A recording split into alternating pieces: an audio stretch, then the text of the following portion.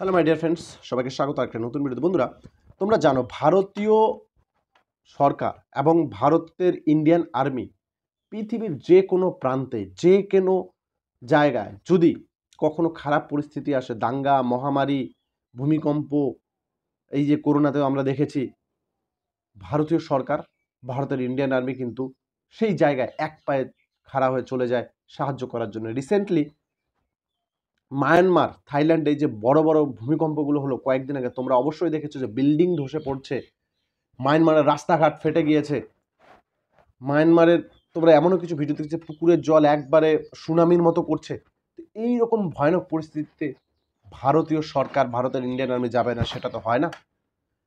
ভারতের ইন্ডিয়ান আর্মির দ্বারা পরিচালিত অপারেশন ব্রহ্মা মায়ানমারে হেল্প করতে গিয়েছে।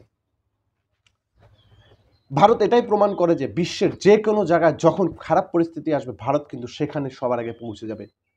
ভারত প্যালেস্তাইনকেও সাহায্য করেছে, ভারত ইসরায়েলকেও সাহায্য করেছে, ভারত মায়ানমারও সাহায্য করছে, ভারত নেপালের ভূমিকম্পের সময় সেখানেও সাহায্য করেছে, ভারত মহামারীতে গোটা বিশ্বের আফ্রিকান দেশগুলোতে বিনামূল্যে ভ্যাকসিন পর্যন্ত প্রোভাইড করেছে।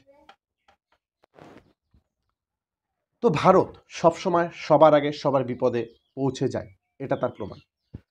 কিন্তু শুধু ভারত জানে, মায়ানমারের যে বর্তমান পরিস্থিতি, সেখানে অনুমান করা হয়েছে যে 10,000 জনের ওপর মানুষ মারা যাবে।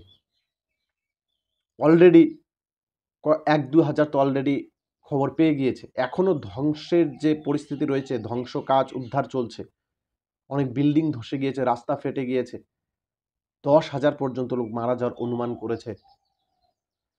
এখন সেই মায়ানমারে সাহায্য করার জন্য আমেরিকা পর্যন্ত এগিয়ে এসছে। আমেরিকা কিন্তু মায়ানমারের ওপর স্যাংশন লাগিয়ে রেখেছে যে মায়ানমারের সাথে আমেরিকার কোনো বিজনেস, কোনো কিছু হবে না, যেটা জো বাইডেনের আমলে হয়েছিল। কিন্তু ডোনাল্ড ট্রাম্প এই ভয়ানক পরিস্থিতি দেখে মায়ানমারের, কারণ মানুষ তো এখনো পশু হয়ে যায়নি সম্পূর্ণভাবে, তাই যতই ফ্যাংশন লাগাক, কিন্তু খারাপ পরিস্থিতিতে যে মানুষ মানুষের সাথে থাকে তার একটা প্রমাণ। আমেরিকা পর্যন্ত মায়ানমারকে হেল্প করার জন্য এগিয়ে এসেছে, চায়না এগিয়ে এসেছে, বাংলাদেশও এগিয়ে এসেছে। হ্যাঁ, বাংলাদেশও মায়ানমারকে হেল্প করার জন্য এগিয়েছে। মায়ানমারের সাথে বাংলাদেশের টেকনাম নদী নিয়ে তো সমস্যা চলছে, তারপরে বাংলাদেশও কিন্তু মায়ানমারকে হেল্প করার জন্য এগিয়েছে। বাংলাদেশের সেনাপ্রধান সে তো নিজে গিয়েছে মায়ানমারে হেল্পের জন্য। যাই হোক, তো ভারতীয় যে অপারেশন ব্রহ্মা লঞ্চ করছে, সেখানে ভারত সরকার ইন্ডিয়ান এয়ারফোর্স যে বিমান রয়েছে সেটাতে করে যেই দিন ঘটনাটা ঘটেছে তার পরের দিনই রওনা দিয়ে দিয়েছে।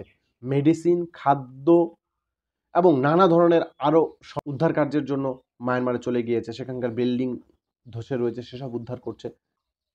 যত দ্রুত সম্ভব মায়ানমারে সমস্ত এই যে ধ্বংসস্তূপ থেকে যারা যারা ফেসে রয়েছে তাদেরকে উদ্ধার করা, তাদের উদ্ধার করে নিক, এবং যাতে বেশি সংখ্যক লোক মৃত্যুর কবলে না পড়ে, অসুস্থ হয়, ইনজোর হয়, কিন্তু সুস্থ হতে পারে, কিন্তু মৃত্যু হয়ে গেলে জীবনটা শেষ। আমরা চাবো দ্রুত গতিতে সেখানকার অসুস্থ লোক সুস্থ হয়ে উঠুক, কারণ প্রাকৃতিক বিপর্যয় কাউকে বলে কয়ে আসে না। মায়ানমার, থাইল্যান্ড, দুই দেশে ভয়ানক ভূমিকম্প হয়েছে। বন্ধু, তোমাদেরকে জানিয়ে রেখে যে ভূমিকম্পটা হয়েছে, এটা কিন্তু এই রিজিয়নে আরও ভবিষ্যতে বিশেষ পরিমাণে বাড়তে থাকবে। তার কারণ টেকটনিক প্লেটের জন্য। চায়নার মাটির নিচে যে প্লেট রয়েছে এবং ইন্দোনেশিয়া, মায়ানমার, তারপর তোমার থাইল্যান্ডের যে প্লেট রয়েছে, তারা এখন ভূ আলোড়নের ফলে ঘন ঘন এইরকম পরিস্থিতির শিকার হবে। তোমরা সবাই জানো জাপানে নিয়মিত ভূমিকম্প হয়, সেটা কিন্তু প্লেট টেকটনিকের ফলেই। তো এই হলো ব্যাপার।